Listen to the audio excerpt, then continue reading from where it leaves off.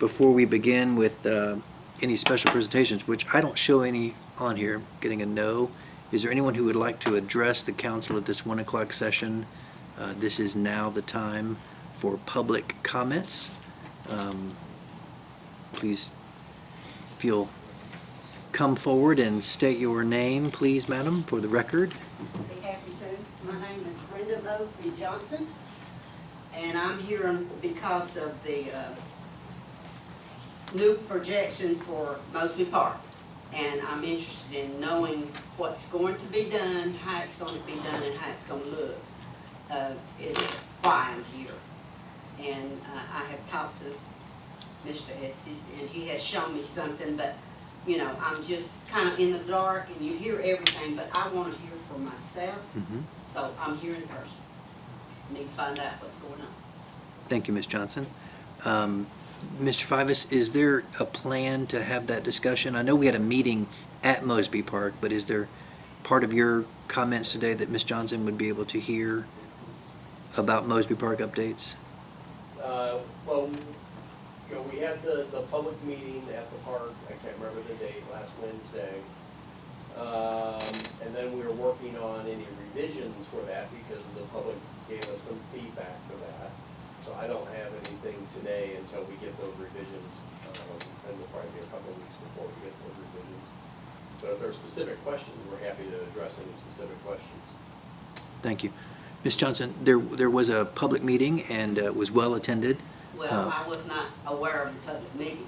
Okay. That's why I'm in the dark. Certainly. That's why I'm here today. And there were diagrams and illustrations there sort of on the table, the picnic tables, and lots of interaction about moving sidewalks and moving things. I'm sure Councilman Estes, who was there. Well, he did show me some things that I was not aware of, and I also talked to Ken, and he was telling me about the arch, but I didn't know where the actual sign or the Mosby was going to be placed.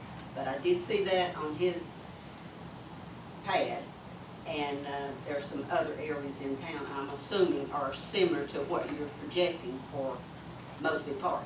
So Is that to correct? my colleagues, yeah, what I showed her were the arches, the greenways that have the stack stone and the plaque in the stack stone.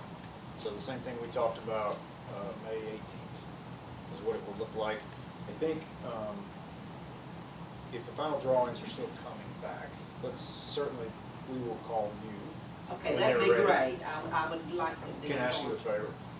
favor?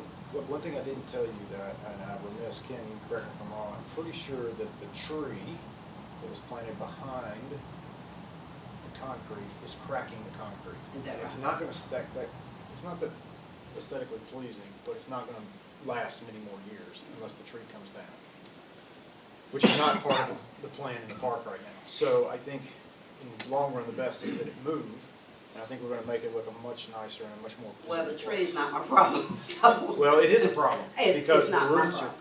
I mean, If you're concerned about the- if you cut the tree down, is what I mean, it's not a problem to remove the tree. There's no problem in removing the tree. it's already done damage, so you Okay, can go look okay. at it, you can go look at it. But. Yeah, we'll give you a call, we certainly will, and As long as, yeah, the final plans, I'll be happy to look over that and give my opinion. Thank you. Councilman Webb, your name was called. Robert's Rules says you have the opportunity to make a comment, if you would like. you know those kids in school that always obey the rules? You know, That's we're being me. led by one right That's now. me. Gosh. Brenda and I did have a conversation, and I assured her that there was no effort afoot to move the monument from the park. I think that was a concern of some folks, that we were looking at removing it from the park. Now, what may happen is that it's relocated to a much better location from the standpoint of the new entrance to the park. But I don't think anyone needs to have any fear that the monument is going to be removed from the park. Thank you, Councilman. Mayor, can I Yes. ask if the city staff could maybe put that on the website? The drawings? The park, the drawings and stuff, and update them as they go along, so the They public would be incorrect right now because Okay. the group made a bunch of changes. Okay. It's better to wait until we get a new one, and then I think your idea is. Yeah, that's what I'm saying, asking for when the new. We'll call you it Put it out there so everybody will be aware. Park of Plans it. 2.0, because Okay. 1.0 was drastically changed. It was a listening session, and I think everyone listened. And as Joe says, those new plans are in the making, but they're not done yet. I just have one request, that next time we meet indoors, because that was a hot afternoon, and there was Splash no, pad wasn't working? the splash pad was not on. So, thank you, Ms. Johnson, for being here today, and we do respect that very much. Any other members of the city public would care to address the council at this time? All right. Seeing, I have one question. yes, Mr. Vice Mayor? I'm just thinking about some of the things, questions that was asked me. Are we thinking about renaming the park? Is there any? There was no discussion about renaming the park. It was never brought up. There was discussion about the Mosby Monument, Yeah, and there was discussion about adding a new name potentially to the basketball courts, as I recall. Possibly the Sister Grace or Mother Grace. I'm getting a no. I shouldn't We guess. talked about, because the previous playground out there was Miss Jessie, is that correct? And so some of that will be removed, so what we talked about is that we're gonna rename the new playground after Miss Jessie and have a new plaque for her, which is just because we have to remove what is there from what we named for her, and we would name the whole playground, and I apologize if I get it wrong, Miss Jessie. well, Playground. the first call I got was, the person told me that they were gonna rename the park. I heard y'all gonna vote to rename the park, and I didn't know anything about it at that particular time. I knew what we had discussed about, trying to fix up the park and put some new playground equipment, because what's in it is probably 20 years old sometime. I remember a group of committee that I was on went there and painted the swing set, some stuff like that, and it's still there. But I'm just wondering, is there talk about changing the name? Talk about moving the monument? Every time I hear something, it's something that's controversial, and people have been asking a lot of questions about it, because they just need to know. So there's all kind of rumors out about what's supposed to take place there, and I just wondered. Yeah, I certainly am not gonna speak for the council, but I can tell you that we've been working on it for 6 months, and it's never been brought up to modify the name or change the name or make any changes. And I've talked to all the council members, and that's something that would be completely off the table, but certainly within the purview of the council, but that likely is not gonna happen. Okay. Thank you, Joe. I think, Mr. Fivas and Vice Mayor, to your point, there was one conversation at that meeting about the person that they wanted to name the street after was potentially to be the basketball court, but that was Ms. the, Tucker? and apparently the sentiment there, Councilman Estes or Councilman Webb, was not to do that. It was, we don't want, in lieu of the street, for the basketball court to be named. Possibly that could be where some of that came from. It could be, but they were talking about naming, and I called Patty and talked to her about it. But they were talking about changing the name of the park. No, we are not that bold. Well, that's Yeah. exactly what I was saying. There's no way that we would do that. No. Ms. Marcia? Mayor, there's a couple in the audience from my district, out Pleasant Grove Road, and I would like to give them the opportunity to ask some questions. if Certainly. It's possible if they want to. Certainly. Gracie, did you or Tony want to come up and ask anything? We're happy Now's to- the time do Happy to hear from you. No, I'm done. If you'll just state your name for the record, please, sir. I'm Tony Stapek, and my wife is Joyce. We live right there where they're doing the new construction on that new street going, or redoing our street, whatever. And we don't really know where the street's gonna go. I mean, we were told different things, and we gave an easement to come on our property and to remove a couple trees and stuff like this here. But at one time, one of the surveyors come out and they marked it way into our yard. And that was our question, but now they've corrected it somewhat. And it seems to me like nobody really knows where it's gonna end up. And is that Pleasant Grove Church Road? Yes. Okay. And I think they also, Mayor, I think they also moved the telephone poles once, and he's had a question about Yeah. whether those would be moved again. The electric poles were moved before, they said, and now they've still gotta move some down around the bend, 3 of them, I guess. But it's a big project to move them poles again. And if they're moving the ditch back, the pole can't be set in the ditch because it'd be too, wouldn't be enough ground around the poles to support the pole. Mhm. And, so, we were just curious of where the line's gonna be. Certainly. You probably can't give us an answer, I understand that. Well, I was going to ask Mr. Fivas, this is the LIC Pleasant Grove Church Road that has been in discussion, and I'll let Mr. Fivas answer any questions that he can for you. Oh, okay. Thank you, Mr. Staples. That's our only question is where it's, you know, I told her there's not much we can really do, we just gotta accept as it comes down the road. Well, I can tell you from the Georgetown Road, Councilman Casta's district, the Candies, sometimes when they put those flags, visually, they seem to be much farther invasive than they really are, because of some easements that have to be shown on maps. Yeah.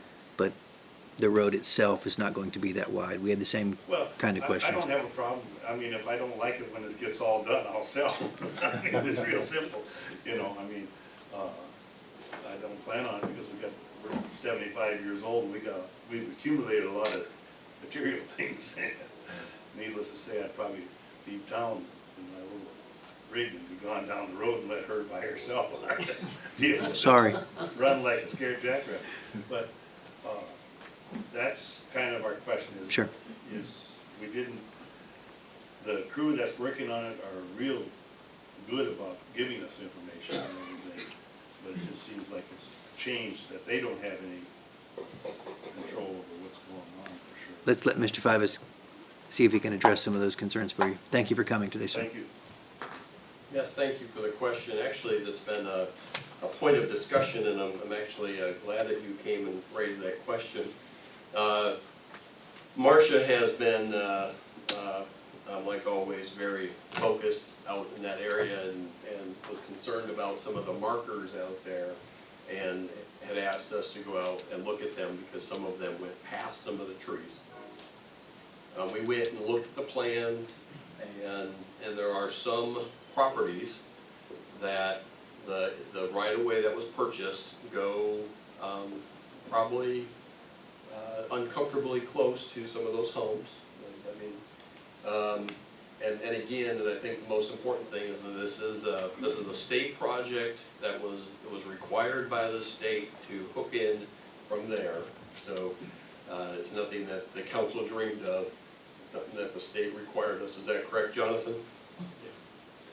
Yes. And so we went out there at Miss Marcia's request, and we're taking a look at those setbacks that we will probably, Jonathan, I think you had the conversation with the engineers, is that you wanted to pull back some of those stakes.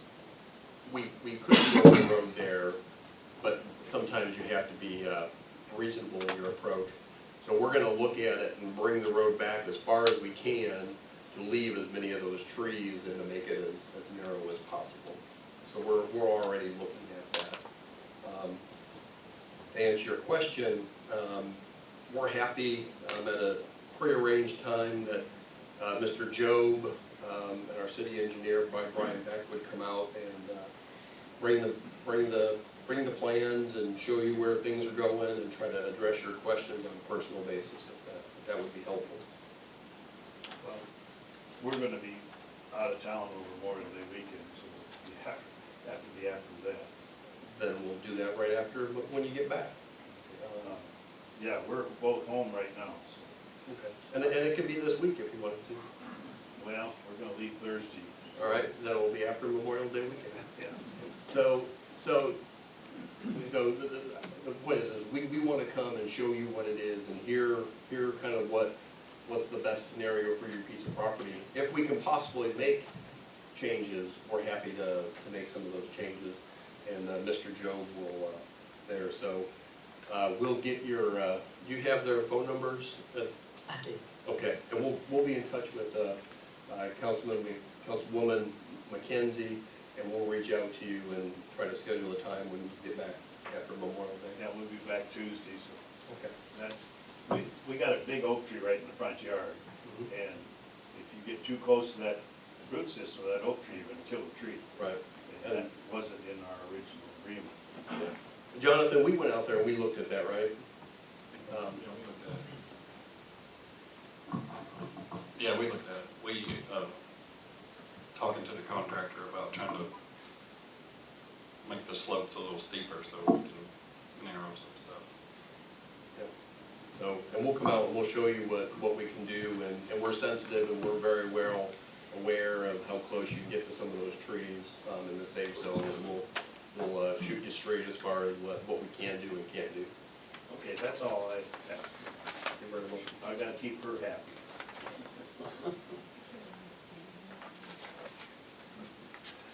Yeah, the only tree that she's concerned about is the oak tree. So, We'll come out, they'll stand in your yard and look at it, and if we can save that tree, our direction to them is to save it, if possible.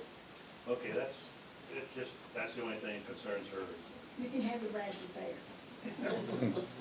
Most people say that. Thank you. Well done.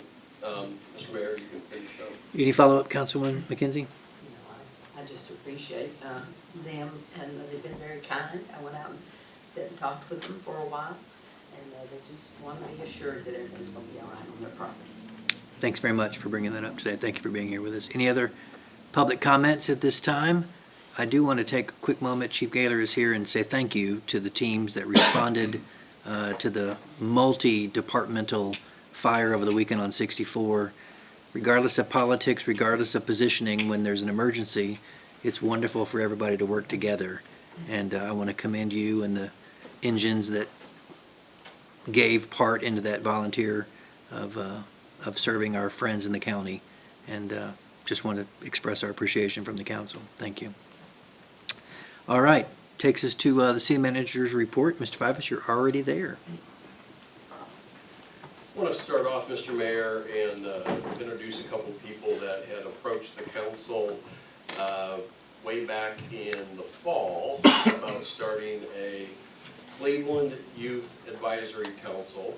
And if you recall the presentation and all that, they've met monthly since that time, and they've done a lot of great work. You know, what was really fantastic about this group from us, and usually you have to spoon feed ideas in there, is that they truly took control of the group as a group and ran their group, and it's been a pleasure to work with them. We have a couple people from the Cleveland Youth Advisory Council, and they would like to give you a year-end update and tell you what the things that they did and kind of tell you what the successes were of the time. So, come on up.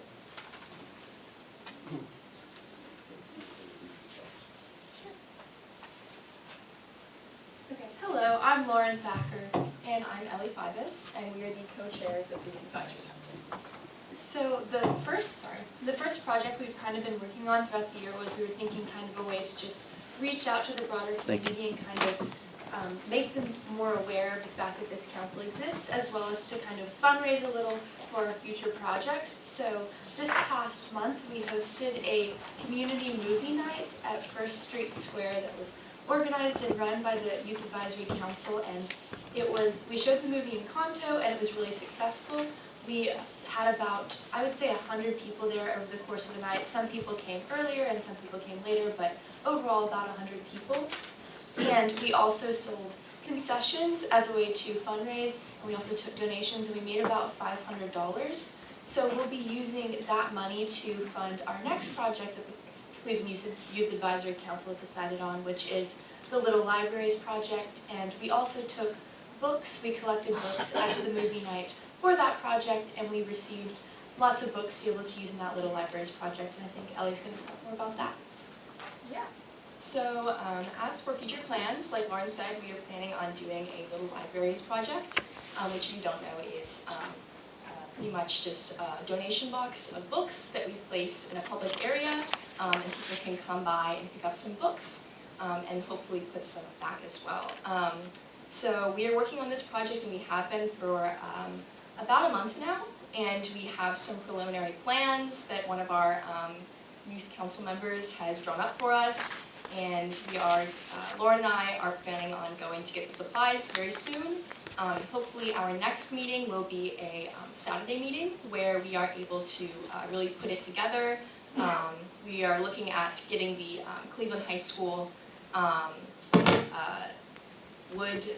the shop club involved, and the shop classes involved, if they're interested, to help us build it, and hopefully it will be a successful project. And that will be all done by our council.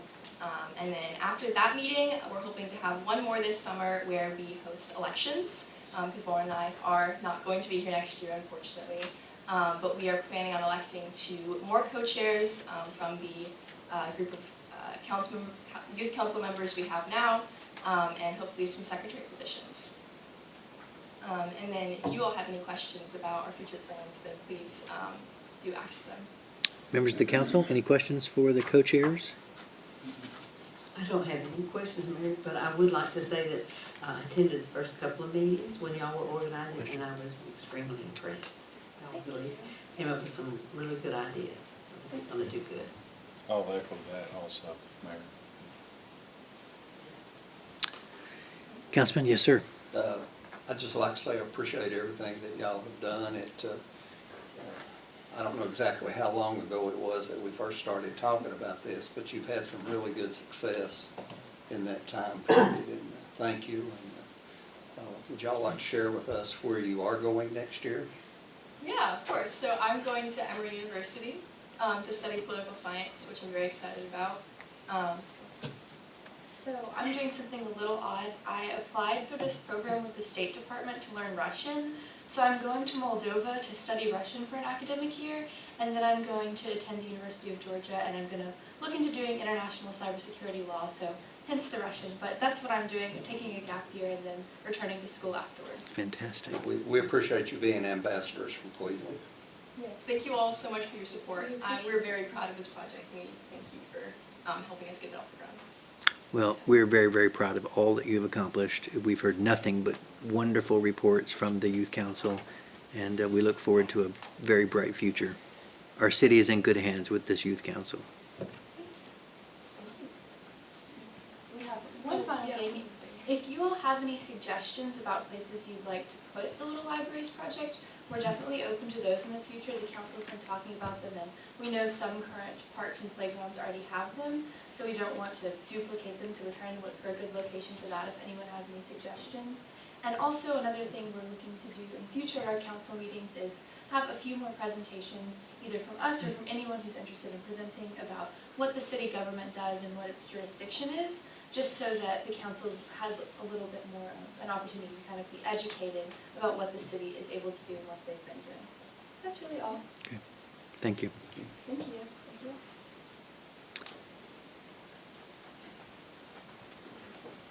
That takes us back to our city manager's report. Yes, thank you, Mr. Mayor. Couple housekeeping items. We do have a huge number of ribbon cuttings coming up, and we'll send out exact dates and times, but we're looking at the next meeting is to have a ribbon cutting for the Blythe sidewalk project, which is very close, and it's transformational in that area, connecting what is the Avery Johnson Park and Blythe Bauer Elementary School all the way to Blythe Oldfield Center down to 9th Street and then back up to Wildwood. It's really from the aesthetics, it looks great, but also from a community standpoint, I think it really added value from a pedestrian standpoint. Then we will have a ribbon cutting on 20th Street. We have a ribbon cutting on 17th Street. We'll have a ribbon cutting on Parker Street. And there's a couple more right after that. And I think that we get into some of the projects, as we have a number of projects that are coming to close, and we're very excited about that. And so we'll give you a comprehensive schedule so that this summer will be full of ribbon cutting. We are, at this time, it's for sure, we've talked about it before, and COVID and scheduling got in the way. It's time for us to redo our community study that was done in 2017. Corey Dybel will, this summer, will take the dive and get that out into the community, and we'll certainly share the final survey instrument with the council for final approval. That's coming up. Then we'll also, we're planning to get back, and I always thought it was very helpful to be connected to the public, having community meetings, and we'll schedule those sometime this summer for each district. And we'll go on. Joe, can I ask a question? Yeah, absolutely. Will the survey be identical and then added on to what we had 4 years ago, 5 years ago? So that some kind of longitude, or is it something other? No, it's built to be asking the same questions, so you can determine if it's Trend lines. yes. Okay. And then, but then there's a bunch of additional questions, sections that we have, that if there's new questions, we want to see where people are at on this type of idea or this one, and there's a place to add those specialized questions on as well. And we'll certainly share that with council before anything gets released.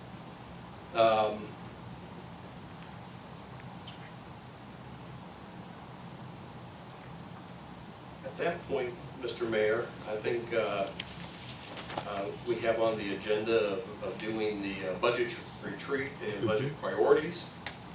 I do have some information that I want to go through and share with the council.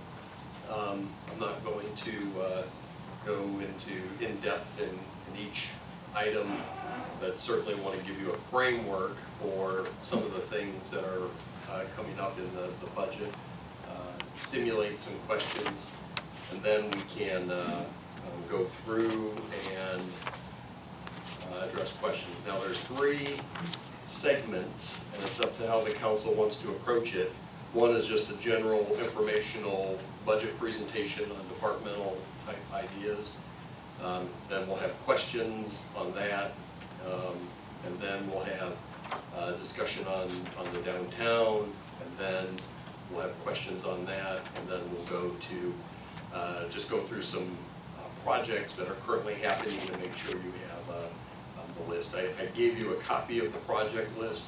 I'm not going to go through every single one of them, which I've done in the past, but I think that we'll hit on some key ones that are in play right now. So with that, Mr. Mayor, and it depends how the council wants to proceed. You could start that on your agenda, or you can do council reports now, or whatever, but if you just want me to keep on going, I'm glad. Without objection from the council, we'll divert the reports from each council member until afterwards, and we'll just let Mr. Fivas continue. No objection. Please continue. Okay. Well, thank you. You know, our budget is that we're ready to launch into that. At our next meeting, we'll have, on June 13th, we'll have a budget for the first reading and your consideration, and then on June 27th, we'll have the second reading for your consideration. Today, we'll go through the major arching concepts. We'll be meeting individually. You'll have a copy of the budget this week, so you can drill down into the numbers if you choose to do that. And we're happy to address any questions along the way. In general, the budget was, you know, the budgets are always difficult. This one, there are a lot of moving parts, and we are able to pull it together and get it to you. Last year, we had the budget presentation on May 22nd, so we're not necessarily that far behind of where we were last year, so happy to address any questions on the process. So, you know, I think obviously the question that we deal with on a daily basis in city government is how do you keep up with the growth of the community, because the growth equals additional pressure on your services that we provide, whether it's solid waste, whether it's police service, whether it's fire service. We, on a daily basis, have those questions.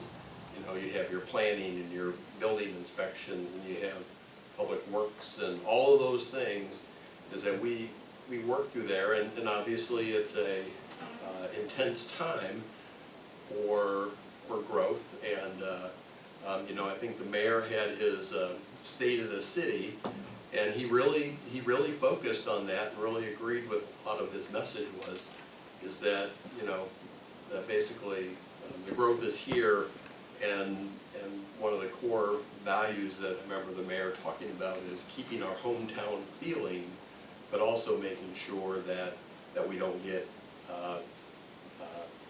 behind, or further behind, or whatever someone thinks of where we're at. To give you a concept on where we are with like residential growth, if you take the last 3 years of residential permits, added them together, probably by July of this year it'll be equal. In 6 months, we've done as many building permits as we did in the last 3 years. There's a lot going on, and there's a bulk of things coming through, and we've really, I think, honed a lot of that, our services, and give our building inspections a lot of credit for getting and keeping those projects going. See some developments that are literally building a house in a day, as what it looks like, and we have to be there for all the plumbing inspections, all the electrical inspections, mechanical as well. And then so I use that as a number to just give you a sense that that, you know, there's some things happening, and I know that each and every one of you know that. And we have steady conversations with our solid waste services, with our pickup of yard waste, with our police and our fire. That you know, luckily we've been investing all along the way, and have added positions for all those. And we have that. We're not at a position that you know, a lot of the houses are just being built, but it's something that we'll have to really look at in the future to keep an eye on. We are fiscally conservative, but just like any successful business, we need to strategically invest at the right times, and many of you agree with that. And also, what we've been doing right now is that we've had to catch up from the past. We're having to fix our present day issues, but then we also have to be able to figure out what is this growth thing? Is it just a trend and a bubble and we'll burst and we'll go back to our steady 1 or 2% growth? We don't know. We suppose that our best guess is that it'll probably be an upward trend. I think we are blessed and cursed with unbelievable geography, with the infrastructure, and I think that we are, I think we're up to the challenge, and just wanted to make sure, just like I have conversations with many of you, is that we have to keep our heads above the horizon, think about what's coming, and really project and try to get out in front of a lot of the issues that are coming. Financial outlook, audits continue to be strong. Council management, budgets continue to be fiscally conservative. You know, we spent the last couple of years and we've saved over $10 million of city funds in the financial restructuring. And we've moved our total fixed debt from 45% to 95% and received 1.3 interest rates for much of our refinanced debt. Many of you know that. I'm just trying to reiterate that because that is so key and so important when they're talking about interest rates next year being 6 and 7 and 8% potentially. I don't know that that's true, but you hear people talking about that. We're at 45, a lot of those be resetting, going from 2% up to 7% for another 5 years locked in. And we're just thankful that council has the foresight to correct that before this market went differently. And last but not least, we've also reduced our debt by $20 million over the last 2 years. Here's our curve, the lime green line on there, as many of you know, that's what our debt profile used to look. We had a big jump up, and so we've smoothed it out, and I think we're in a fine shape of trying to get to 2027 where things start going down considerably. Here's, we show this quite often, but I think it's important to be the stewards. This is the combined city and county property tax rates. That these rates, the reason you use both is some cities do things differently than in some counties, like animal control. Animal control would do that, or sometimes they have combined services of some sort. So you look at what's the totality of those. Is that Cleveland to Bradley County, we're at 315 right now for your total tax rate. Not to mention that we don't receive 100% of all our sales tax. All these cities have city school districts. The mean for the like cities similar to us is $4.47, so we're $1.30 lower than the mean. And then you see many of our contemporaries that are still significantly more. So basically we are doing, we have premium, top of the line, public safety services. Our fire department is at ISO 2. Police department is highly regarded with the CLIA standards. We supply unbelievable services for having the lowest tax rate. If you recall, the mayor introduced the Build Our Future initiative, which was to invest money in infrastructure and quality of life amenities. Every day, and the reasons all the stuff we've talked about, we have about 250,000 trips within the city on a daily basis. Residential growth is at an unprecedented rate within the city and county. Traffic congestion remains our largest issue, and the surveys show that transportation and downtown redevelopment are our top priorities. We have done a nice job in making a number of really great key investments. Our schools and public safety, and then the jetport. As I said, the public safety is highly regarded.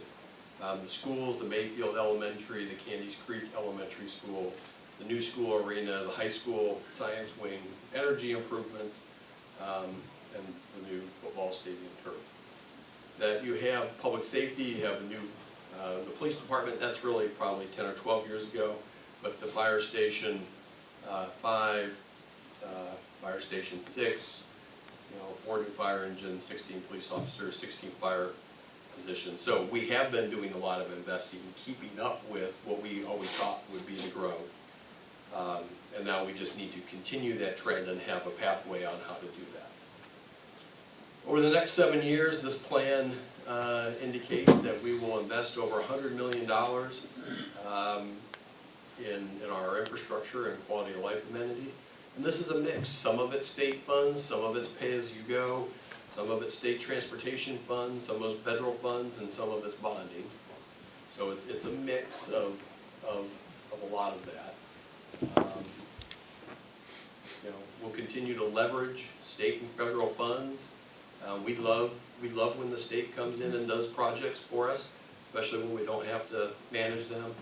But think that that's the key to being successful, is spend someone else's money sometimes. And even with this, and this is the bottom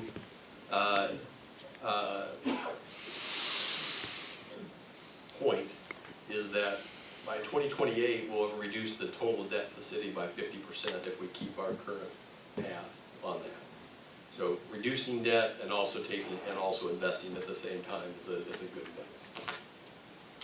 Should have no tax increase necessary. Does not guarantee that we will not have a tax increase, but there won't be a tax increase with these projects that are in there. We're not proposing one this year in the budget. We'll need to keep our annual debt the same and then focus on these areas. You know many of these. I'm not going to go through each and every project. Certainly people may have questions. When we get to the project list, we'll probably drill into exactly where these are at. These are the 9 projects that we have on Paul Huff.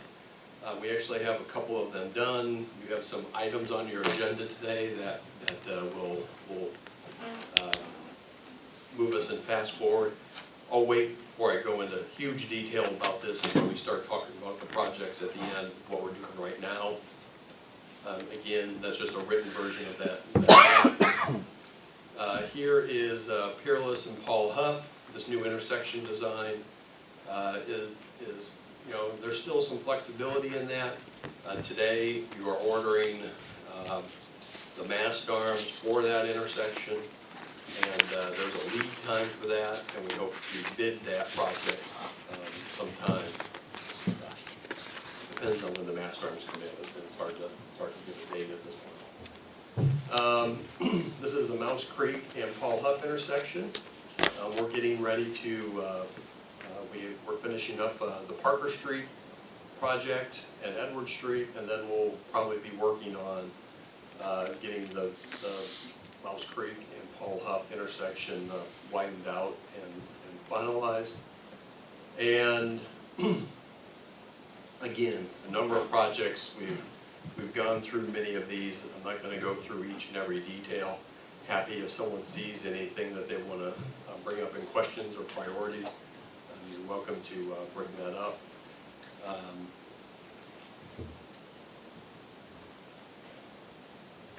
This is 20th Street. This is a widening. There's a section on 20th Street that is way too narrow. We have that as a project that we're looking at. Then you have, a little bit further out, you have some 25th Street improvements. Some of them are state, some of them are federally funded, and we've talked about many of those, and that's just a written version of many of those projects. And then a whole list of stuff, and these are all in the projects. Many of you know that these are ongoing. Happy to, if you see something that you want to talk more in depth about, well, I'm more happy to. When we get to our project list, we'll probably hit some of those on time. We're trying not to be duplicative, but happy to talk about them. So how do we build our plan over 7 years? I would propose that in July, you know, we have some bond money on a lot of these lists. Those are kind of the projects we've talked about, and to come back and we need to prioritize which of those are the priority of the council to get staff to work on. And then once we have that little planning session, then I think we'll build a work plan for that, and then we'll be able to work. And these are some of the other projects that we didn't talk about. A lot of the stuff, some of the stuff is already in motion, but when you talk about some of the other bigger stuff, we can have more of a robust conversation. This budget that we have in front of us, it is a balanced budget. You'll receive that this week. It is not 100% completed, so we're still happy to hear your comments and thoughts. And we're not recommending a tax increase, and we have heavy investments continued for public safety.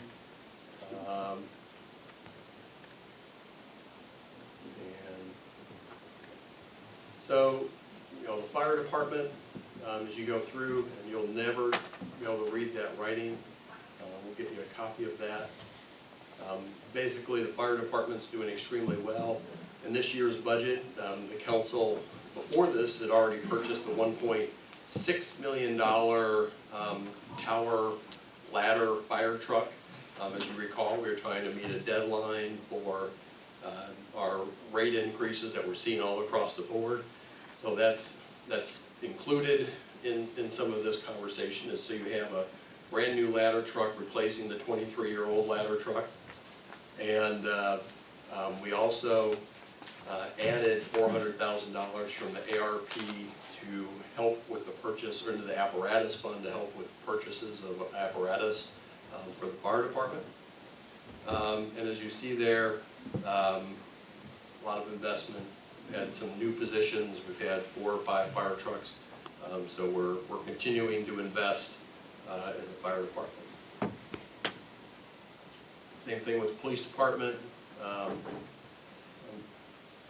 They just got their CALIA standard back, and I asked the chief if they passed, and they said yes, they did. So that's a good thing. Police department, obviously, is with growth, is obviously under stress, and Chief and I have consistent conversations on those kinds of topics.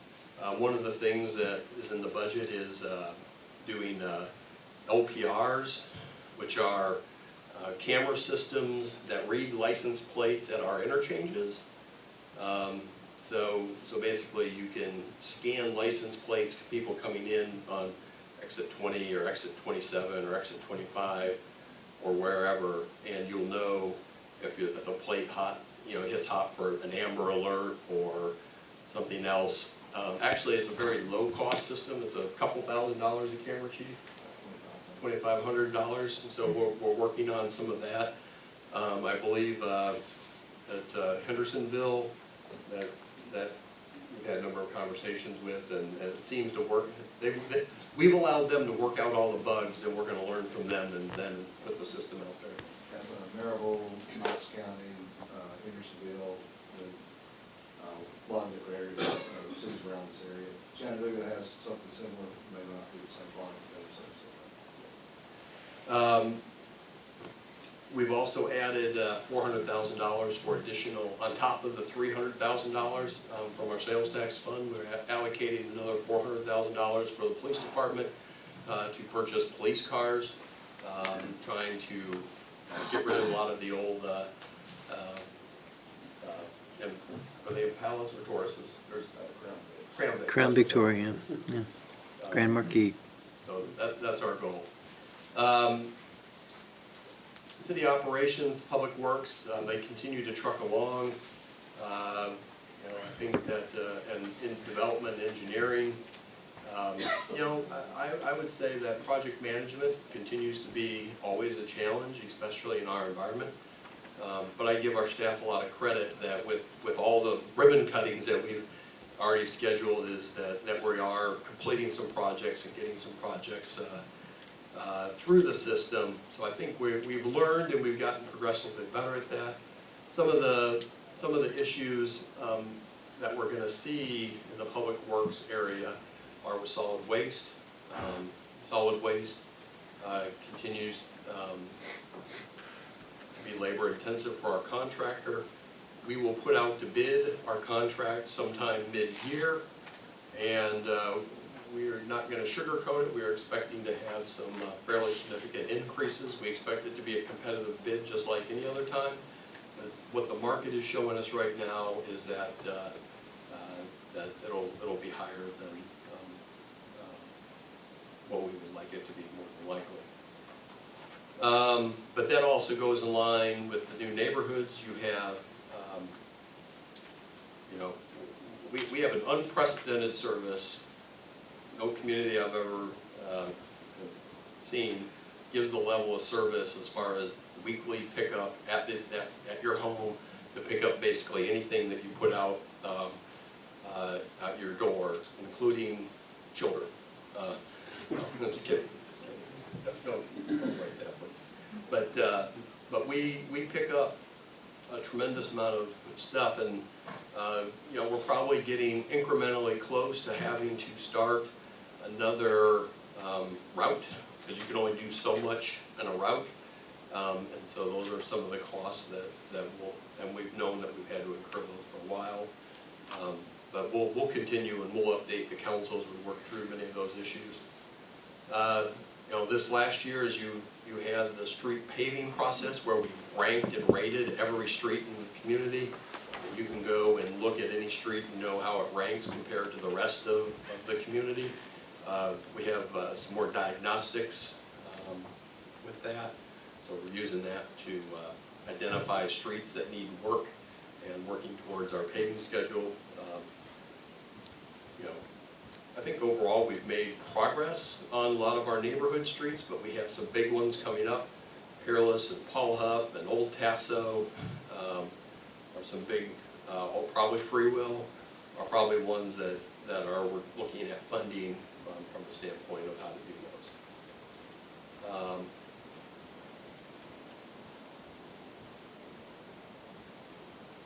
Overview, Parks and Recreation. Still, we have a lot of focus on sports tourism, as we gave the presentation a couple weeks ago, that Patty and her team came in and just talked about all the unbelievable programming that's going on, from having Easter egg hunts to having 700 participants at our basketball leagues. And you know, we have some, so we have a lot of new Parks and Rec initiatives. We're still not where we need to be from a programming standpoint, but it's all incremental, and we keep on pushing the rock to provide services for adults, for children, for people that, in between every size for that. We're starting, as we discussed, with Mosby Park. That's a priority to get started. What we're waiting on is we would begin that project, but they need to give us a time that the equipment will get here. We don't want to shut down the park 2 months before the equipment gets here, is that we want to time that so the community can play that. As far as I know, that Mosby Park swimming pool and splash pad is alive and well, and will open up this weekend. No. They had the Tinsley Park improvements. The parking lot, as I've stand up here and said many times, is a disaster, and that's a high priority. Civitan Park, which is our exclusive park, needs some refinishing and working, and that's Stewart Park. And then Johnston Park is really, I think, a really cool priority. We do have a draft drawing of what a new Johnston Park will look like, and those are some of the projects that we want to look or work with the council to put out there and help prioritize on where that falls. That's in the center of the downtown. I think it's probably a pretty high priority. We'd be interested to hear council's comments on that. Jetport keeps on clicking along. Last year, Jetport, we finished up a runway extension. We purchased a good size hangar. Forestry continues to do their thing. IT, you purchased the new server a couple meetings ago. That will keep them busy this year on implementing that, putting that together. Our GIS services, we had an issue last week that someone said this would take 100 hours to figure out whatever the issue was, and it had to do with something from a funding aspect. And we called our GIS people in, and literally in an hour and 15 minutes, they took reams and reams and reams of information and all got it into a map and nailed it to the penny to be 100% correct. So those are, and saving 100 hours by using technology, this is always a good thing. downtown economic whirlpool property. We'll talk more about this during the downtown presentation. We have been having consistent communications with the Phoenix, the property owners, and working towards hopefully a solution as far as making sure that we can redevelop that in the way that we want to redevelop that. Questions? Questions from the council? Mayor, I've got a couple of questions. Joe, I got a couple of questions, and I concur with you as far as the growth, residential growth in homes in our community. Jonathan still here? I talked to him the other day, and he was talking about maybe 3,000 homes maybe in the next year or two. We've got scheduled out there, 975 or 875, 300 more on Free Road Road, another 180 over behind Candy's.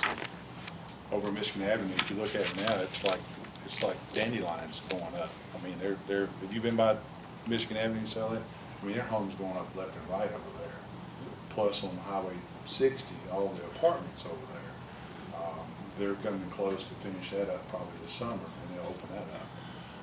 I guess my concern is if 3,000 homes, if you took, say, for an average of 3 people, a spouse and a kid, that's almost 9,000 people we have to serve in our community. I guess my question is with schools, where they're at with schools and being filled up, how are we going to help them alleviate that problem in the next couple of years? I know, it's $1.7 million, I think Jonathan said, on 5 years they'll pay back on that Stone Creek. But I don't think we'll have 5 years. The people move in and they'll be here before then. So I guess my question is, do we need to work with the city? I mean, you're talking about 10 or 15% growth in residential from 54 and another 9,000. So we'll be up to 64. Do we have to increase our services for that? Because you spoke about that already. Public Works is a good example. I mean, the growth they haven't seen the growth in 208 like they need to. The police department, you put another 10,000 people on 9,000. A couple more officers we need to do. Fire department, I know too, has only got 2 men on the truck. I need 3. Be safety battalion leader goes with them when they have to go in the house. So I'm just asking which way we can work together to provide these services for the residents in our community, to make sure we're still safe like we are right now. Yeah. And not get behind like we did before. Yeah, I think that,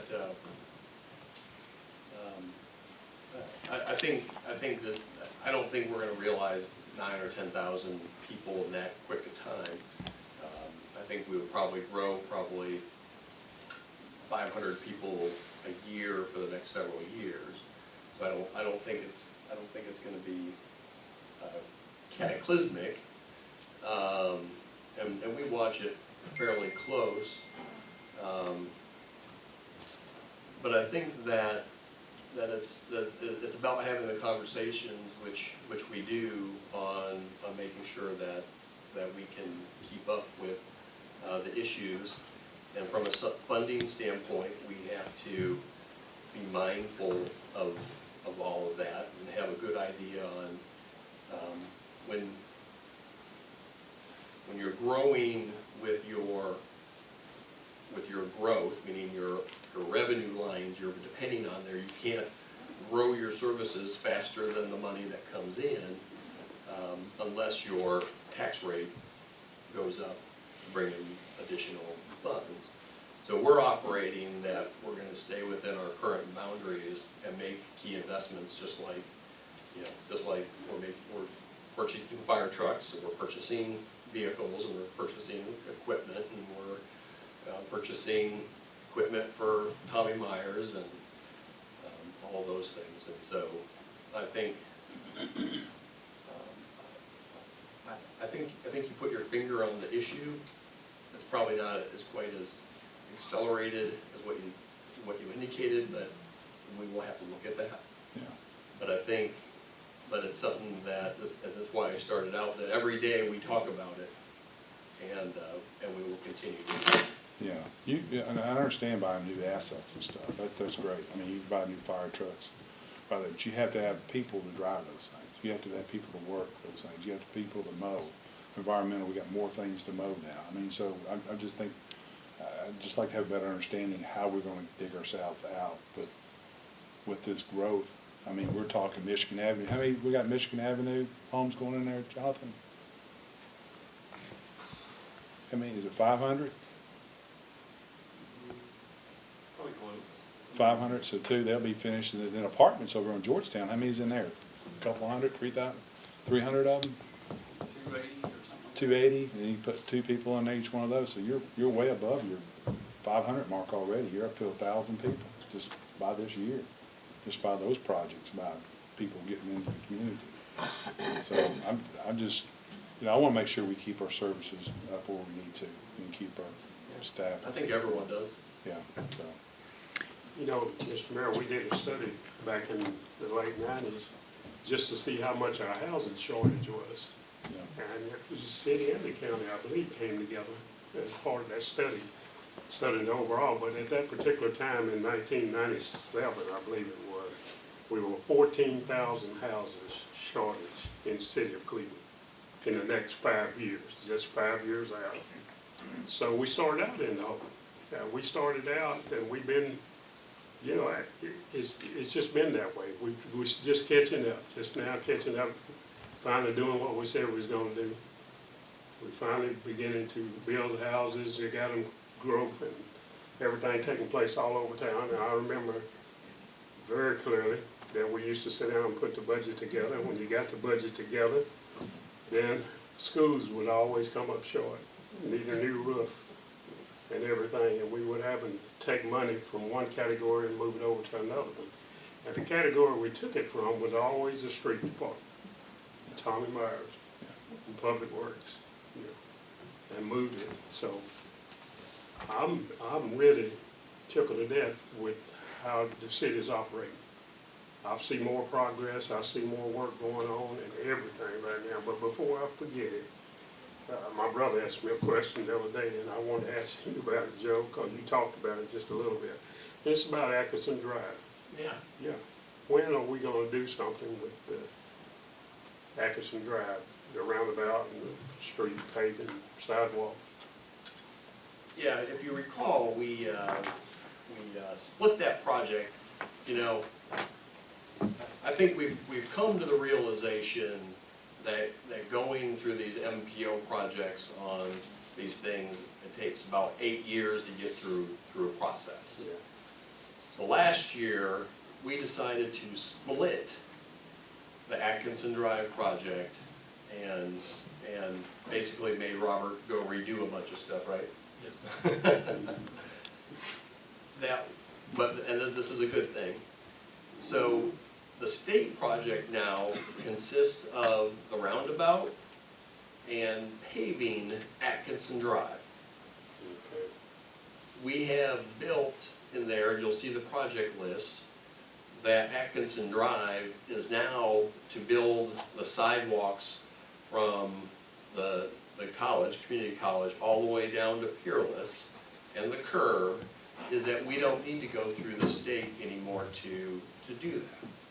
So we can begin that, and that's a conversation, that's why we have this, is to look at what your priorities are, is to say if that's a high priority, and there's probably other priorities, is that's one that we unbridled ourselves with all the state regulations, that we can start putting out sidewalks and I mean, we have to do some things before then, but we don't, it's not this 5-year wait for the money to come in and wait for some approval, that's what we try to do. So we're at that point.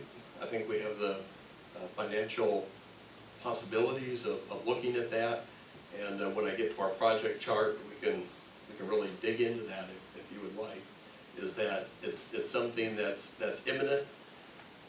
So what we think is that we will start, hopefully this year, building sidewalk all the way down, and then the curb on the other side, and about the same time that we get through doing that, then the state will come in with their project and pave it all and do the roundabout, is that correct? There's no widening of that, there's no widening of that road at all, it's just paving? It is widened at the intersections so that you have those residential neighborhoods down the way, is that the way it will be structured is that there'll be a left-hand turn lane so that when you're making a turn, is that you'll have a turn lane so that the traffic can keep on going. So it'll be widened at the intersections to do that. We didn't think that there's not necessary to go 3 lanes if there's no place to turn. Agree. Joe, I think I heard you say sidewalks from the school to Peerless. You meant Paul Huff, I correct? did, Okay. but we can do Peerless. Well, we already have sidewalks from the They already got school to them. Peerless. See, already done. It's an east Already quick. done. Norman Chapel. Already done, I'm sorry, but that's correct, thank you. But, so we maneuvered ourselves that, here's the brutal reality, is we think as fast as some of these projects are going and the misery that it was to get 17th and 20th Street, is we were thinking that the funding wouldn't come through on the Atkinson project until 2024, 2025. 27. All right, so that's why we unhitched it, so we can take these couple years and actually work on it and get it done. And so I think that maneuver will help your brother and all the other, the community college and everyone else that lives out there. And you know, we get excited, and when we hear something going on in our districts, Yeah. we run out and some of the people, we let them know that this is gonna happen. But what they don't see is, what we see is that state regulations and all of that really holds up a lot of these projects. You know, I'm concerned about Mouse Creek, because I know what we're gonna do at that intersection. It's gonna be really good, but, you know, we've been talking about it a couple of years. Yeah, and it takes a while to get all these approvals from the state and TDOT to get them on board. So most of that is state route. And when you get to state route, it takes a little bit more time for those than it does the local community. And people ask me about it all the time, about us paving inside the city, and we're doing a lot of it. We're doing a lot of it compared to what it used to be. But we still have got a ways to go to get state speed up somehow though. Yeah. Need to invite them in, have dinner with them or something though. Vice Mayor, I'm glad you brought that up, because it was in a report or a letter Mr. Barnell and Mr. Fivas asked for me as the mayor to sign a few weeks ago, where we have had to send back a grant that was given 3 commissioners ago. I started doing the math. The Commissioner of Transportation that came to Cleveland under the former governor Yeah, to award this grant, it's taken so long for state approval that's what I'm talking about. that we've had to say, we're going to give you the money back because that's what the law tells us to do, and it wasn't our fault. Yeah. And so I've asked the staff and Mr. Fivas to put together a list, how much money have we lost Yeah. because of the slowness of the system? Right. TDOT is disagreeing with TDEC, and there's NEPA, and there seems to be a bottleneck. Yeah. So that's a We got great, one on the agenda today. that's a great discussion for Yeah. the future. It is. Sorry, Got Mr. one Fivas, item for that. on it. Bottleneck rabbit trail there. Mr. Cassidy, did you have a follow-up? Yeah, it may be out of order, but we got city school here, we got Chairman Don Robinson, and I'd like to, if it's possible, are y'all going through some plans right now to try to figure out what y'all do? Can she speak for a second, Mayor? Is that okay, Joe? Or is it- And we've been reviewing closely the Yeah. reports that the city schools have been putting in as Yeah. far as their high school and elementary. But they're only down like 12 people, I believe, on their census from last year. 300. You say 300, okay, I'm gonna let So what the state Chairman. says. In the elementary. That's state ADA. I'm gonna let Chairman Don Robinson. Mr. Robinson? Chairman, if you'll state your name, we of course know who you are and thankful for your service. Dawn Robinson, Chairman of the school board. No, we are down 12 students from last year. And we are looking at all that growth, and we know we're probably gonna need to add on to Candy's Creek. But, because as you recall, when we built that school, we built the core area is large enough to support more classrooms on that building, so classrooms are the cheapest part of the school to build, so we can add on to that school. We are doing a long-range facilities plan, and we hope to get some conclusive reports this summer. Our architect and Don Shell from Community Tectonics has been working with the city and with school people to see what our long-range plans are. And the last time we did a long-range plan, for 15 years out, it came to pass. Every single thing they predicted was going to happen, and that was before we built the middle school. So our middle school is full. It was built for 1,500. It's close to that right now. Our Candy's Creek School is full. Our high school, we had 1,800 students at our high school. Our enrollment did drop a little bit after COVID, or because of COVID. I think we had a net loss of, what does that say, how about 30 students, and we're getting close back up to the numbers before COVID. So we haven't lost 300 plus students at all, and So Dawn, I get that number just from the state report card. All I'm doing is comparing 2020 to 2021 state report card. And so it's 300, and that's the only kind of. I think that was just in the elementary school. No, it would. yeah, but the state report card is not it's not recent. It's last year's. And that's all about. Yeah, well, I've got, the comptroller just released a report perhaps on capital funding in schools, and you might want to take a look at that. It shows. I've been comparing closely. Yeah. That's my bit, yeah. So, but our actual numbers, But because the we. comptroller doesn't can add in the half-cent sales tax. Is not part of, and that's a huge $1.23 million local bonus, which when I'm comparing schools in Tennessee, that puts you a whole lot higher on the pecking order than other districts. So it is very hard to say, to take any kind of data and say, this is it. So I tried to do apples to apples to apples. So just looking at the state ADM or ADA, however they define it now, that's where I got the 300. So the numbers I'm giving you are from our October enrollments from 2018, 19, 20, 21, and as of today, there's a difference of 12 students. So I don't have this year's, I would have October of last year, but not today. So I'd have to go back and look at that report card, but I'd be glad to supply those numbers for you, Dr. Dyer. I think, Hal, you have some numbers here? Yes. On that same Al vein, I Taylor. love that the comptroller is actually putting it out. I do too. They've never done that until a year ago, and that's so helpful, right, to see what they've hidden for years. And did you see the part about the city of Cleveland growth projection for, I think it's 6% is what the comptroller's looking at for the city and for the city schools as well. That is a great report, and I read that last week. But Hal's got some figures. Hal, you want to, Hal Taylor, is it okay if he comes up and let him Sure. share those? He's got Don, again, while he's papers. coming up, I want to thank you for your service over 25 years, 26 years. Thank you for what you've done for the city school system and stuff, Hello. and your time you spend in that. So. Thank you all for all the support you've given the city schools. Thank you, Don. We have a great That's right. council that supports the Been around schools, a long and our time. school birds, yeah, we are school birds for sure. School boards have worked well over the years, and unlike Avery, I've been around a while, and I've seen the ups and downs, and we have a lot to be proud of in the city of Cleveland. I'm gonna let him share, if you don't have any more questions for me.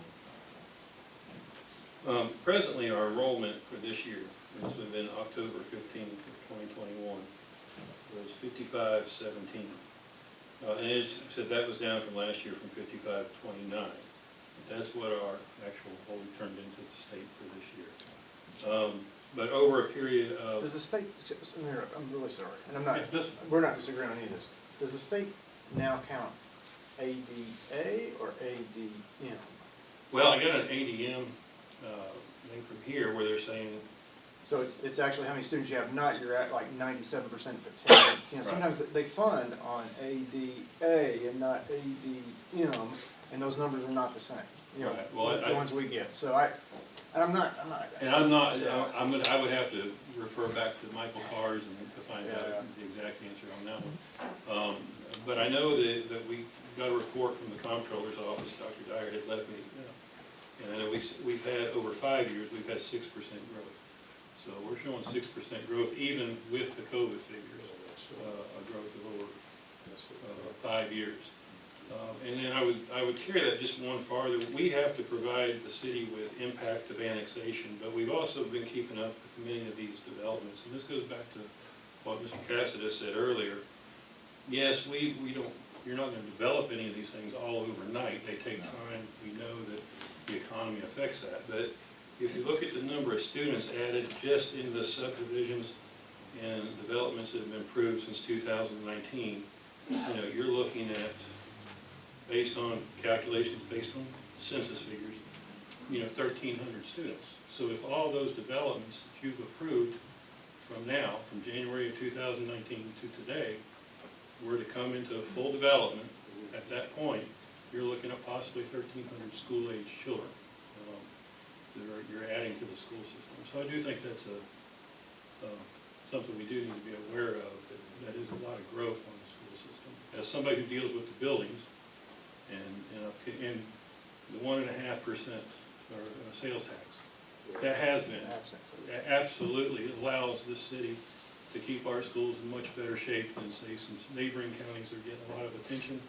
And I think our school system greatly appreciates that, appreciates the people of the city and you for that. Just, I would remind you though that out of that 1.5% sales tax, we are paying for some renovations that were done to Arnold and some other things. So we don't get that full amount to take and use on repairs every year. And we are buying buses and so forth out of that as well. Will you let the council know what percent of students in Cleveland City Schools are ELL, English Language Learners? 24%. To my colleagues. When I 1 first, in 4. So we want to plan. We want to plan for helping out the city schools. I mean, that is a statistic that must come into play. and I think that causes, forgive me if I, No. but to his point, when you start talking about special populations, it requires different types of classrooms.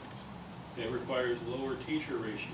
So now you have to take into account, you can't have 30 of these children with one teacher because it takes more personal attention. So that's another piece that plays into this and plays into our facilities plan we're going to bring you.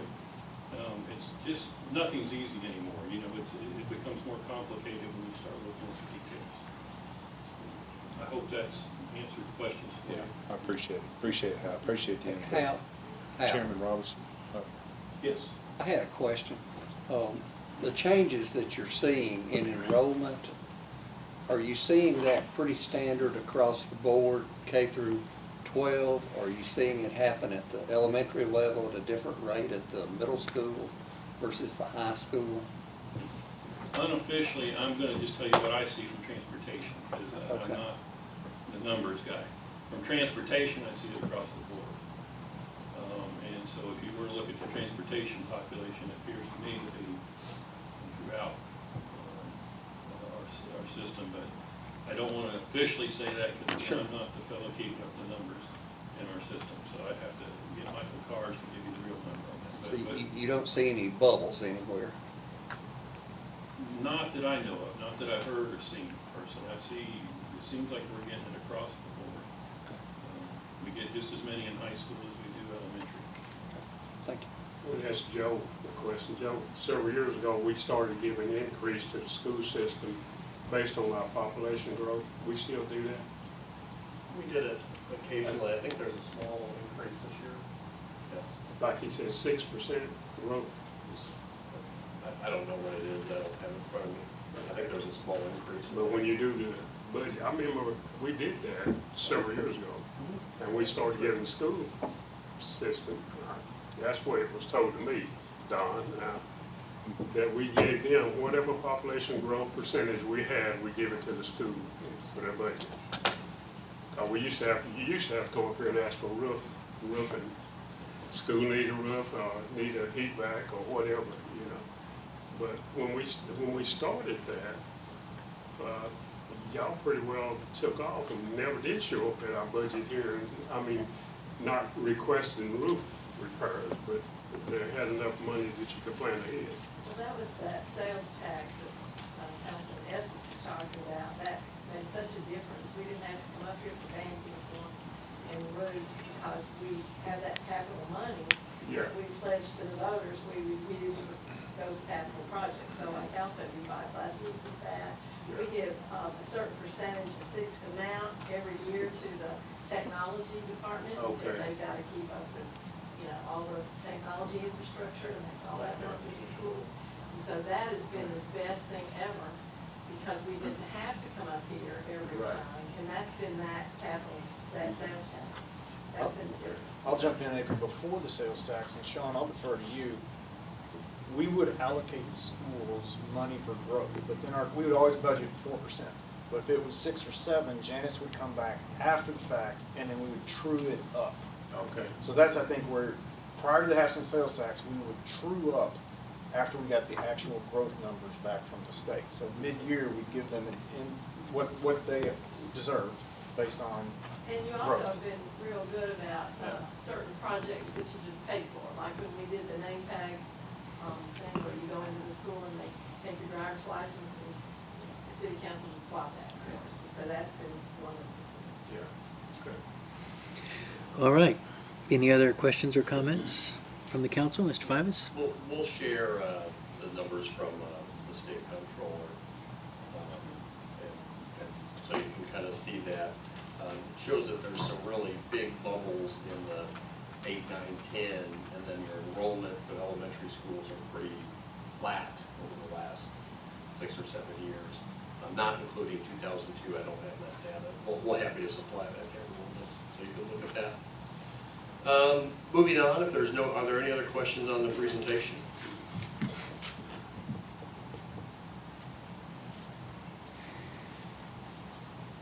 Talk for a few moments on downtown revitalization.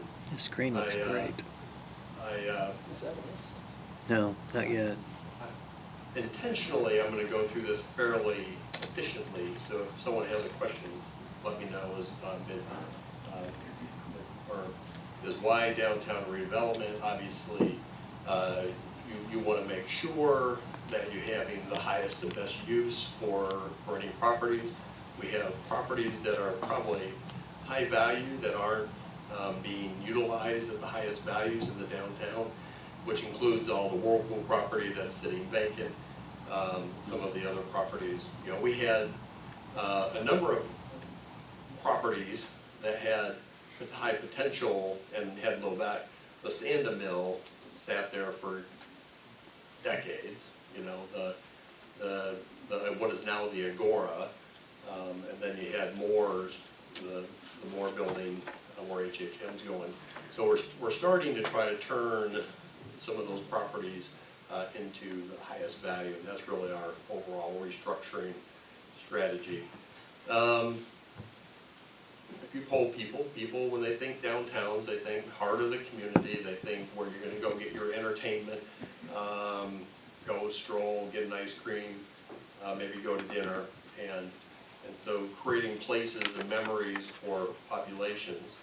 And then you have the political reality that you have to invest inward, because sometimes it's not a sustainable model, as Mr. Cassidy said, to continue to always invest out, is invest in where you already have allocated services for those areas. Local jobs, new home development for local developers. You know, we've had a number of accomplishments from day one. We talked about the downtown as not just the downtown proper, but the neighborhoods surrounding the downtown, the historic district, College Hill, and the Blythe Oldfield community. And we've had a number of accomplishments, and you know, Are there things that we need to do? Yes, but I think we've had some things that we should celebrate. You know, the Cherokee Hotel, I mean, I think we feel pretty good about that effort, that we have a couple people that are actively working on trying to take that off our hands and put us into the highest and best use. The Whirlpool demolition, as I talked about before, is, if you recall, there was 1 million square feet of buildings there, and it would have been very difficult to redevelop that with the buildings. It's an eyesore right now, but it's easier to redevelop because they've taken that first step of getting those buildings down. The Agora redevelopment, you know, the city did have a development agreement and also a pilot program to help that project along, and it's just absolutely, I think, a tremendous success over there. We've had the new downtown revitalization plan that the council's adopted and we're following, and we've had we received the grant for a $1.7 million CMAG grant at the new transit center. Now that is an animal of its own. These CMAG grants, it's a 20-minute conversation on update on that. It is being worked on, but it is very complex. So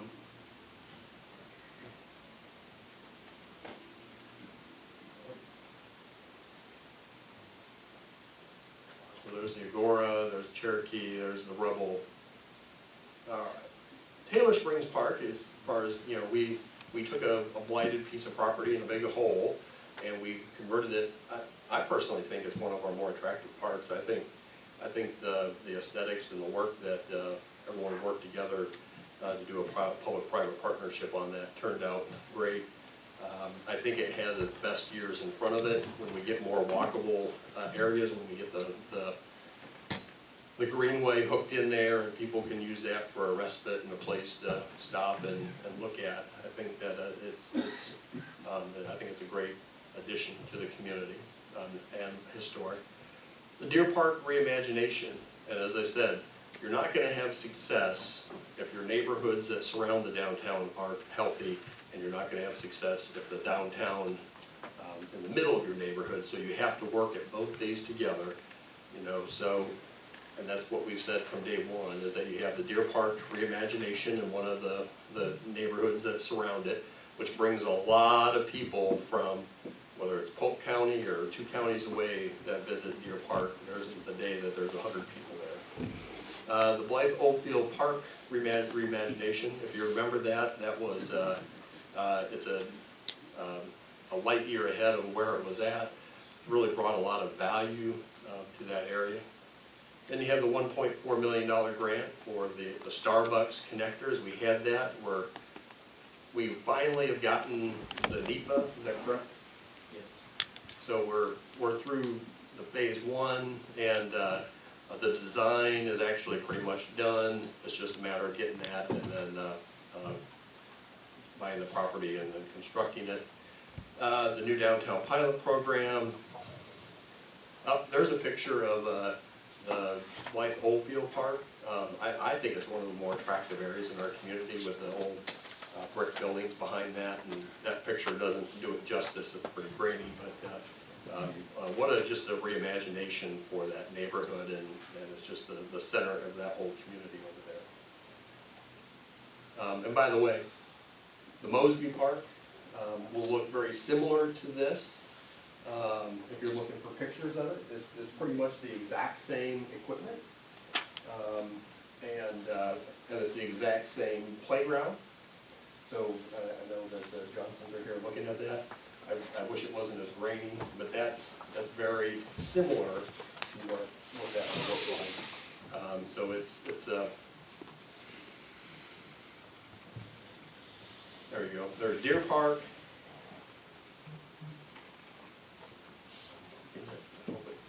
There's the Taylor Springs Park. Clicker is Quiet computer. maybe that's right. Thank you. We have the new park, Avery Johnson Park. That's probably on the outside. I do that all the time, I'm pointing. at the Dr. wrong- Estes. I teach, so I know. I'm pointing Yeah, at the yeah, screen. come on, come on. You know what they started doing? They started giving me ones that are blank and don't work. And so, So on the it's like a back. placebo, and so they click when they start. That's singing. what I was doing. Are you? Yeah, that's Chris is over there clicking for you. So Avery Johnson Park, which is, the goals will be moved out there this Memorial Day weekend, so it'll officially kick off. What a beautiful facility, and it's certainly a blessing for that community, and it still looks gorgeous. We have the $1.4 million City-County Affordable Housing Partnership. That's where City Fields is literally taking a number of houses, I think 14, that might be off by one or two, and buying, they bought houses, they're putting them to buy, again, back to the tenets of putting things to the highest value, so that we have first time, or you have families moving back into the neighborhoods. I believe that they're thinking about going towards College Hill. I think you. I just rolled off the board, but before I did, we did purchase contracts and options on quite a few derelict properties in the College Hill area. That's good.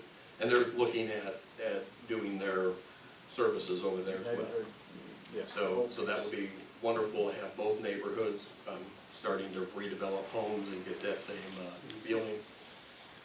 The 25th Street and the Coy Street intersection, this whole downtown area doesn't work unless this intersection gets fixed. You know, the state, we had a meeting with the state legislators.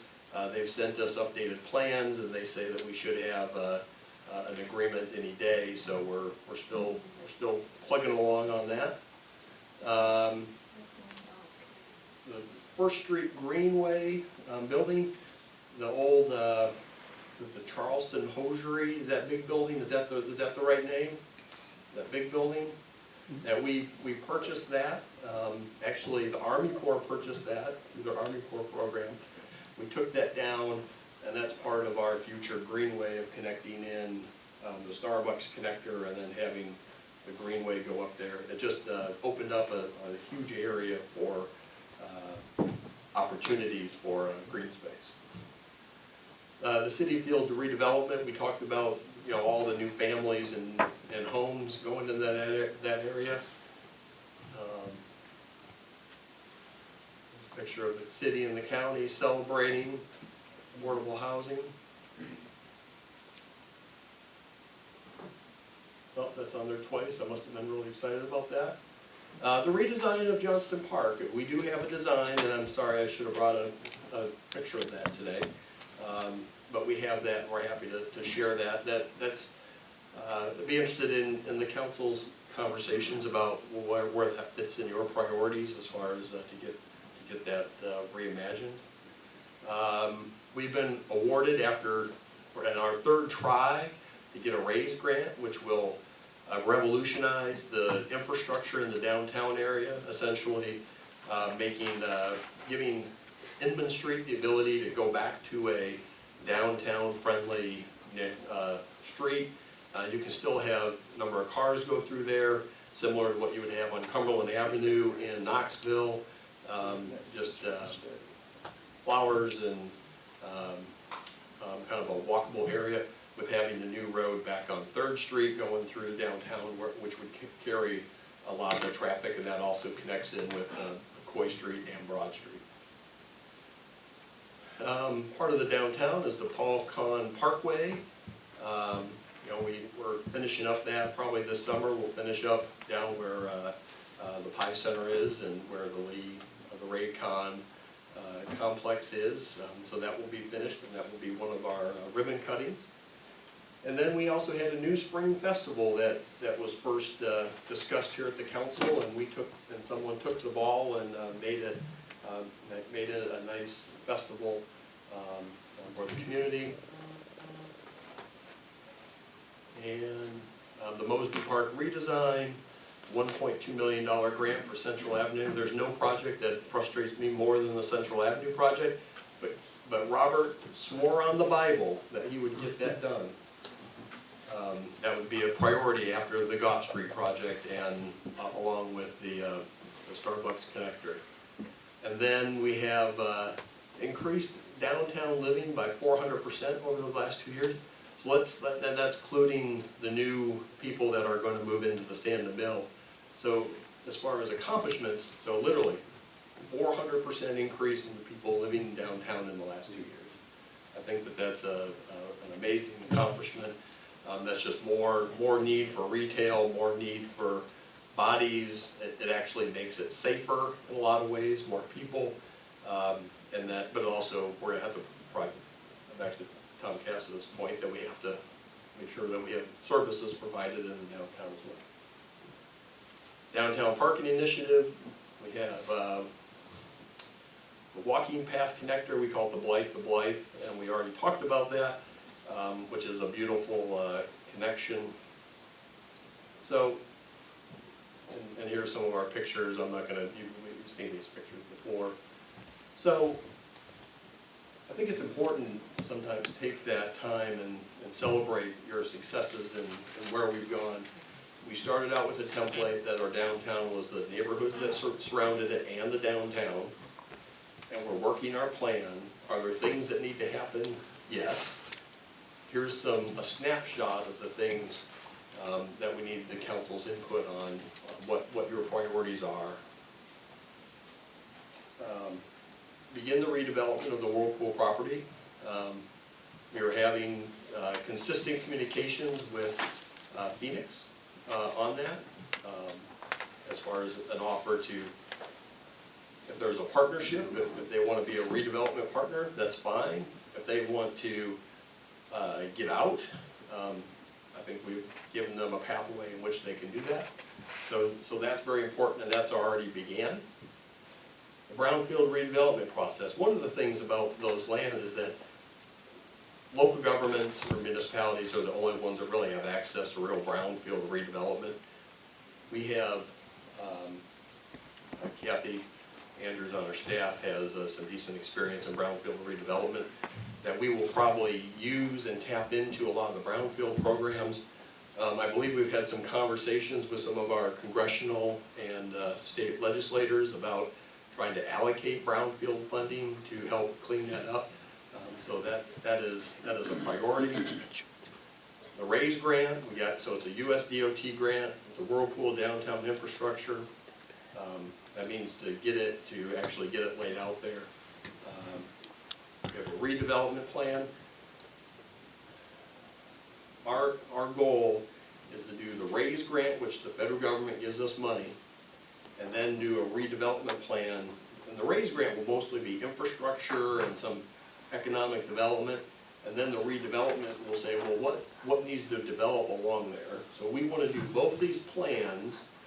The Planning Commission brought this up last week and was very interested in this. And so in our budget we'll have to do both these.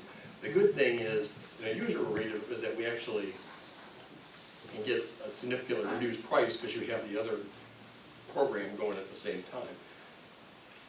If you get a state of Tennessee redevelopment plan, that gives you all the superpowers to do the things that you need to do to redevelop the area. Very important. That's key. And one of them is tax increment financing.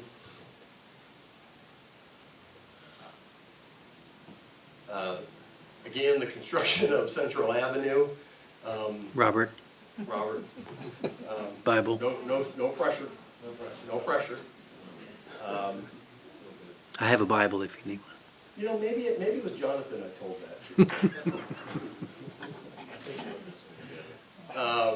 We have the construction on Parker Avenue.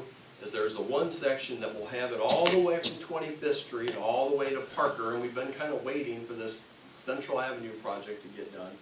But we want to complete that streetscape, and it won't be, you know, it won't have a divided thing. It'll have some hanging flowers and some better lighting.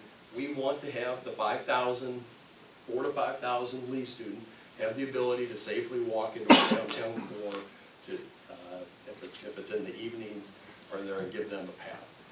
We think that that's important. and that's probably one of the best opportunities right there. Inman Street Diet, we've given a number of updates on this. This is a live thing that we've done traffic studies and then revised traffic studies. And we're just trying to make sure with the state, because Inman Street is obviously a state street, is that when we go to a street diet, that it works. And what infrastructure do you need? And we're also planning on doing new mast arm poles, and that equipment out there is, what do we think that was, Jonathan? 1970s? 65?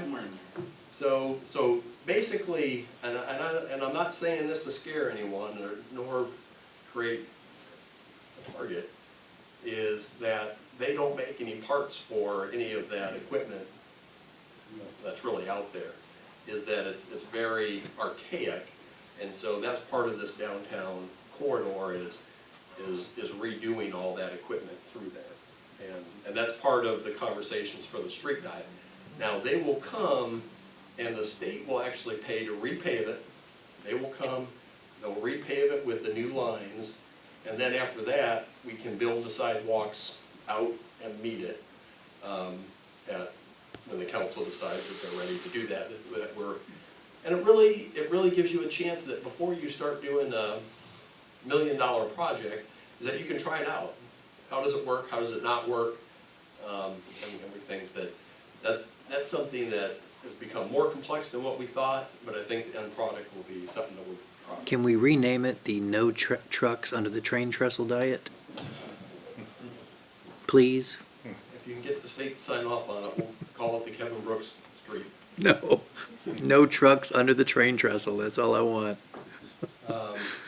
RFP decisions on the Cherokee, as we've discussed. And these are things that we want to accomplish, beginning revamping the downtown programs. We have our set of programs. We do our Halloween block party, and we do a lot of really great programs, but we really want to try to reinvent that in upcoming years and do something a little bit different. I think we got a taste of that at some of the Spring Festival, and we'll be having that conversation with Main Street. It is it's really in their thing, but I think there's some opportunities to help some retailers in the downtown. Can't believe there's more. The Johnston Park reimagination, need council feedback on that. Hold the investor summit and athletic center, construction of a phase 4 greenway, the Starbucks connector, and the Gott Street, which is on your council meeting today, is that hopefully that is under construction this summer, and we're still going.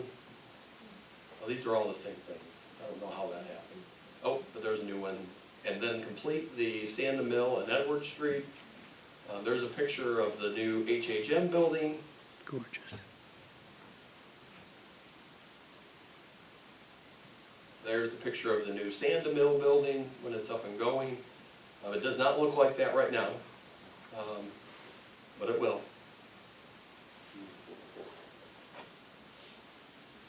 We're still going on. New website, and then we have some aesthetic projects in the downtown at some specific locations, and basically new trash bins and doing some painting, just kind of housekeeping. So, any questions on downtown redevelopment? Mayor, I got one. Joe, I got one. You talk about stoplights on Emmons Street. Is there a possibility to remove a couple of stoplights? To have a crosswalk like they have at Lee on Parker, maybe first, to where it slows people down? Because we've spoke about it before. If I'm going down Emmons Street, if I see a green light, by the time I get down to 5 points, I'm gonna beat that light. I mean, next thing I know, I'll be going 55 or 50. Chief, don't hold that to me, okay?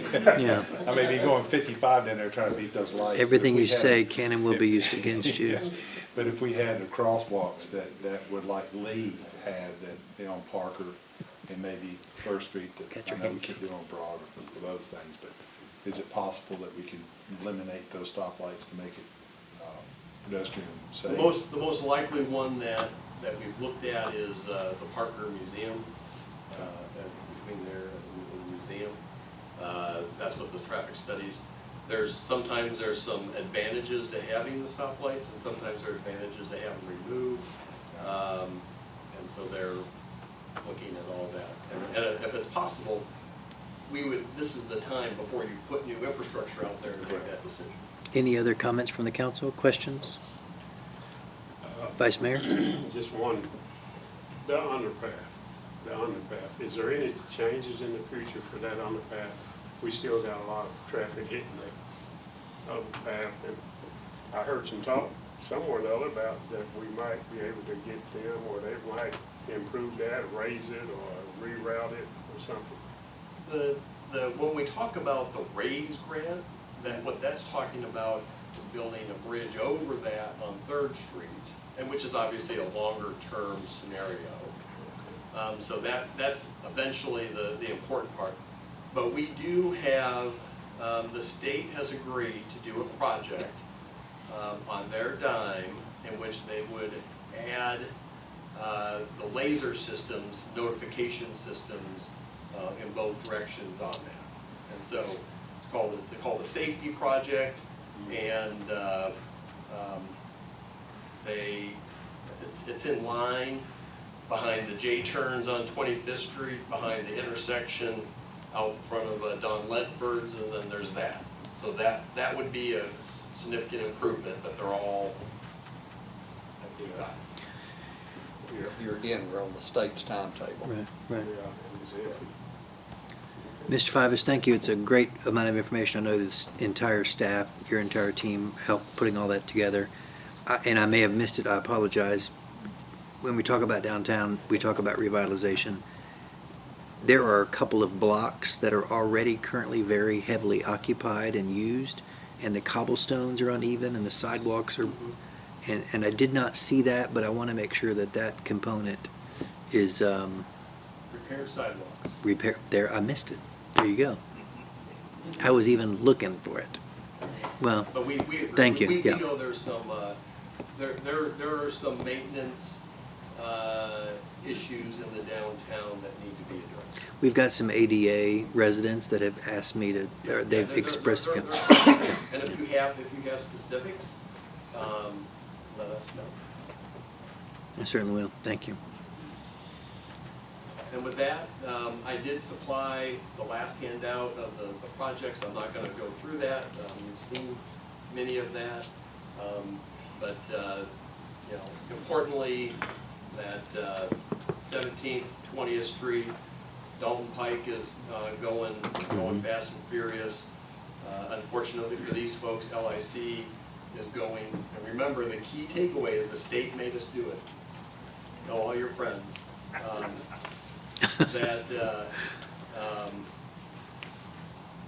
We have the ribbon cutting coming up on Parker Street, which will be done this summer. We have the ribbon cutting coming up on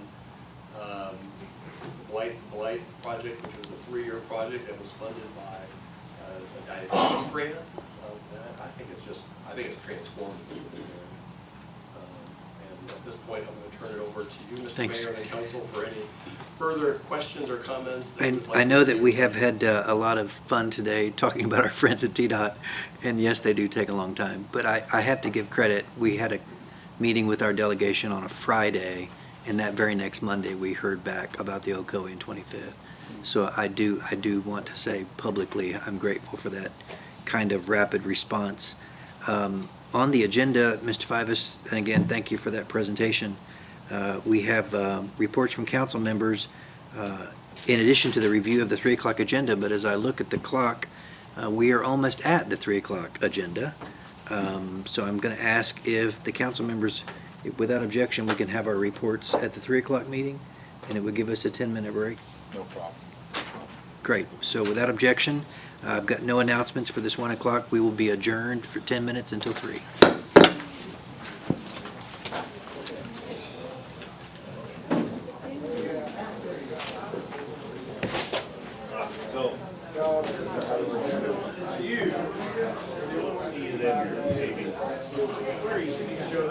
I come from Minnesota. I'm used to working for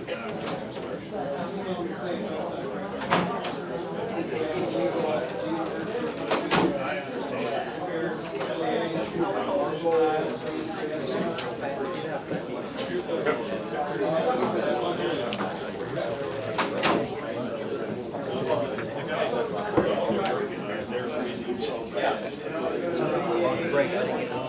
didn't get much either. I had a couple of candy bars. Officer, confession of 55 on Edmonds. Yeah.